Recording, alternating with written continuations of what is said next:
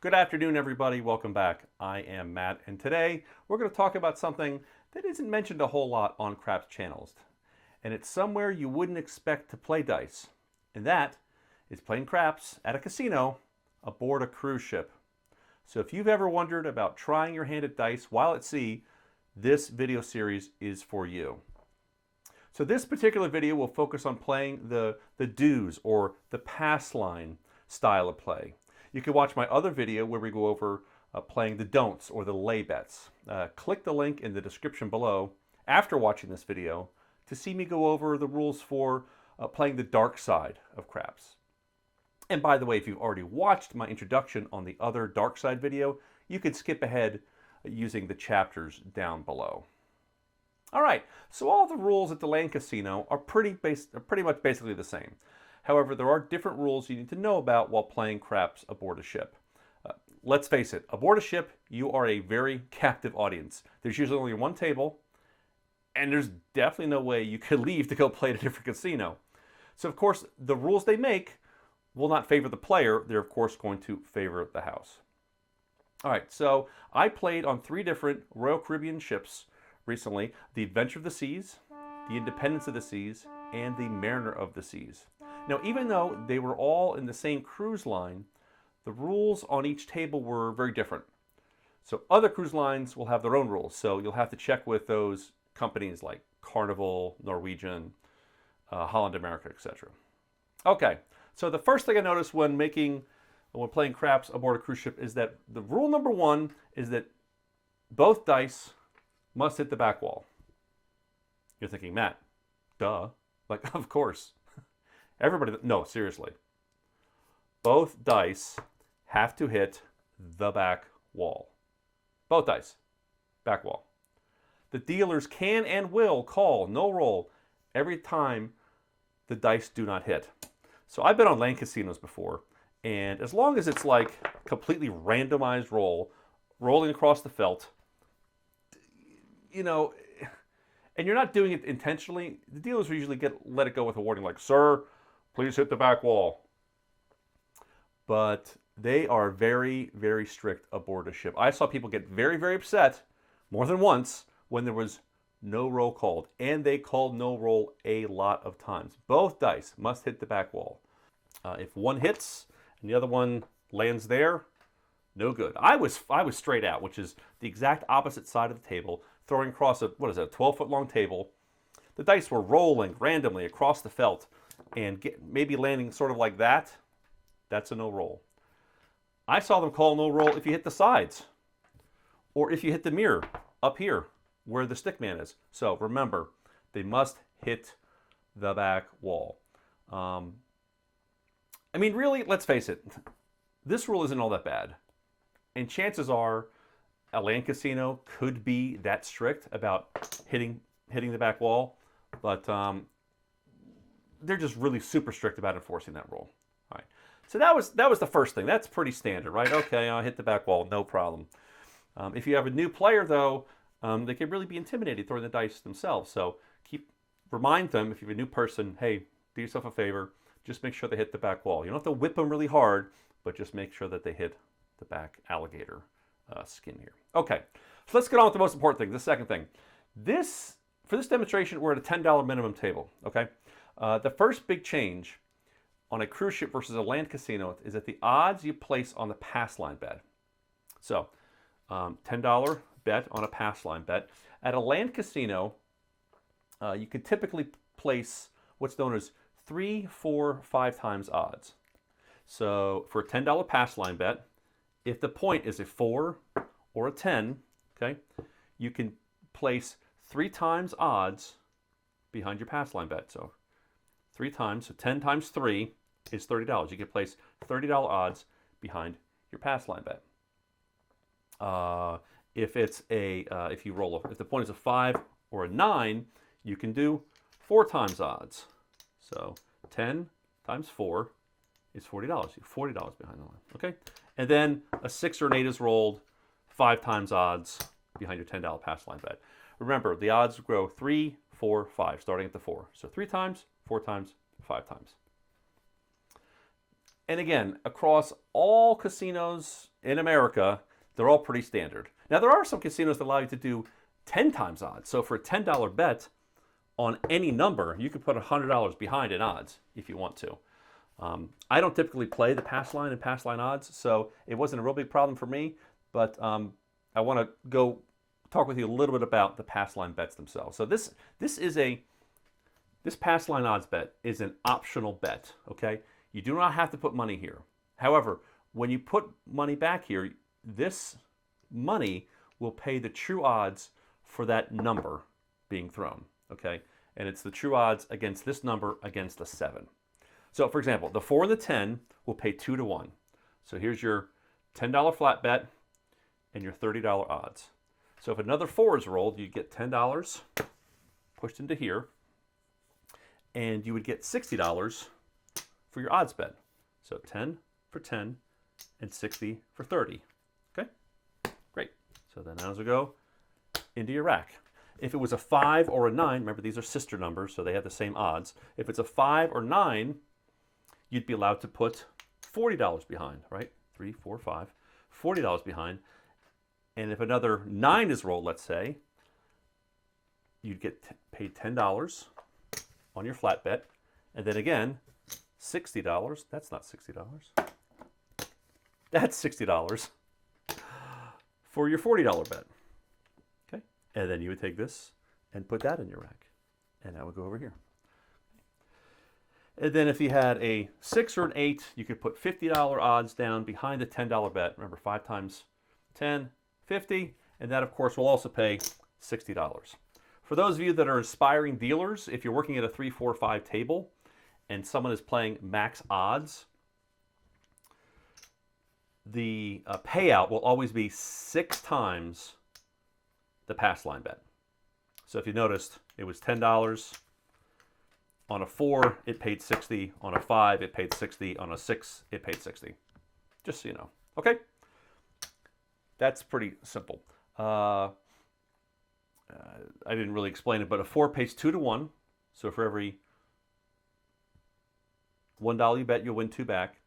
A 5 or 9 pays 3 to 2, similar to a blackjack. And then the 6 and the 8 will pay $6 for every 5. So if you have, single odds back here, this $10 would pay you 12. Okay. So you get $10 for your pass line bet, and then $12 for your $10 bet. All right, cool. That's pretty much standard 3, 4, 5 odds for how land casinos work. Now, the cruise ship odds took me a little while to get used to. All right, let's take, for example, again, $10 minimum table. If you place a $10 pass line bet, which is the minimum, you're only allowed to place 1 times odds for any point. That's it. So if the point's a 4, you can place 1 times odds, which is $10.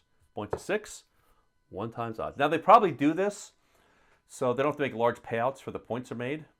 But if you're an experienced player and you know how to add shoes to your bets and you want to max out your odds, you'll have to live with the 1 times odds on this minimum table bet. Okay.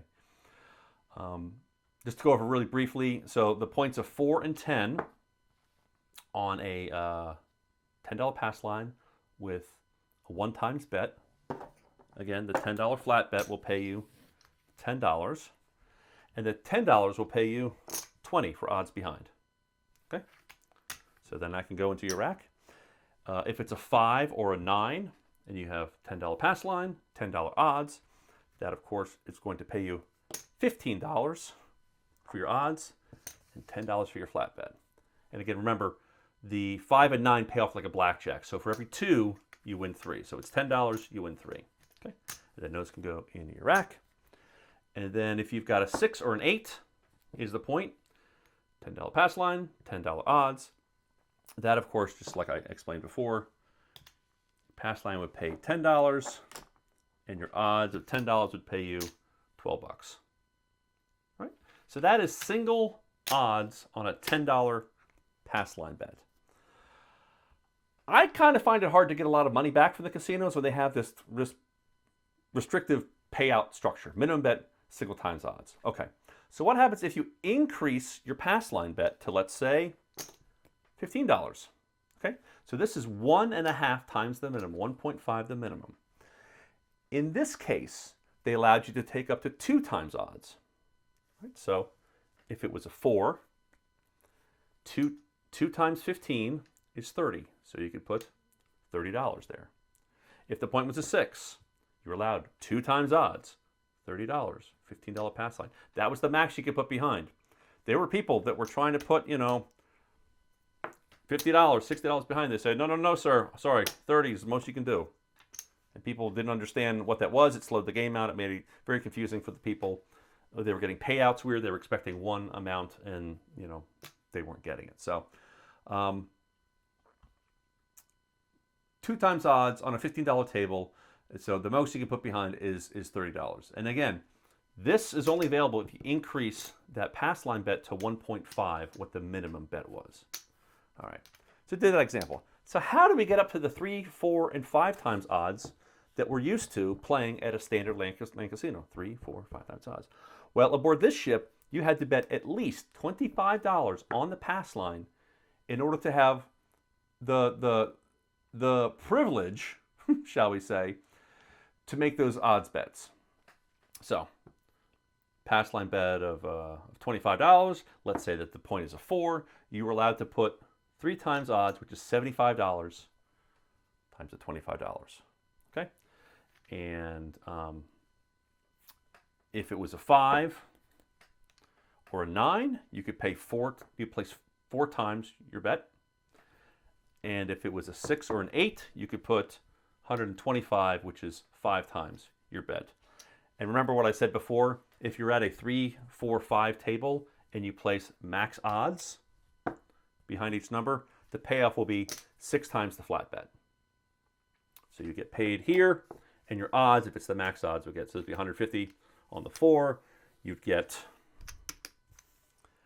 5 is $100, you get paid 150. Okay.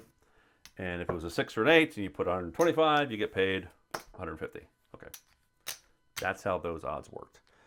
I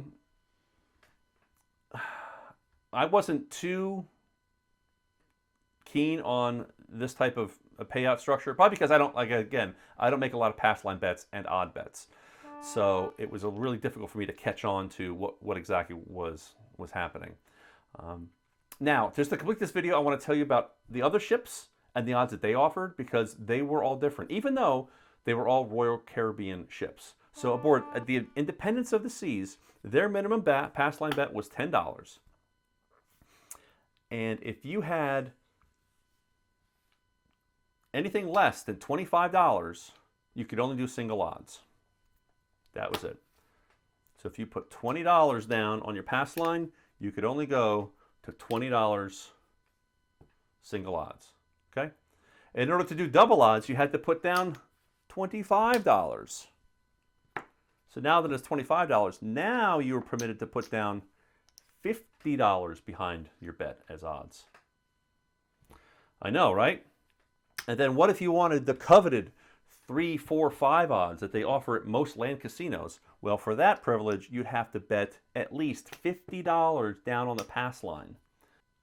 Aboard Mariner of the Seas, it was very similar, except this time it was a $5 minimum table on the pass line. And again, you could do pass line odds. You'd only allowed to do single odds up to $25. So if you bet 5, 10, 15, or 20, you could only do single odds behind each one of these. So 5, 10, 15, or 20. If you wanted to do double odds, again, you'd have to bet at least $25. And then you could put, you could put $6 behind a bet, really, if you really wanted to, as your odds. But most people are trying to do the max odds. So they could put 25 or up to 50 total. And again, the same way before, in order to get that 3, 4, 5 privilege aboard the Mariner of the Seas, you had to bet at least $50 on the pass line bet. And then that got you up to the 75, 100, and 125. Guys, I hope this cleared up a lot of confusion about playing craps on a cruise ship. If you came across rules about your cruise ship and you notice were different from what I came up with, please let me know what they are in the comment section below. And hey, also, does your home casino have like weird rules that your average player like me wouldn't know if I just walked in the door? Leave me a message so we can all get a good laugh at the crazy ways casinos keep the odds in their favor. All right, remember, click the link for my second video that demonstrates playing the don'ts on a ship while playing craps. Now, I am primarily a don't player, and having a breakdown for laying odds on this video would just make this video way too long. So thank you guys a lot for your attention. As always, you can reach me at captainmattcraps@gmail.com. Guys, thanks a lot for watching. I am Matt, and I will see you at the tables. Bye-bye.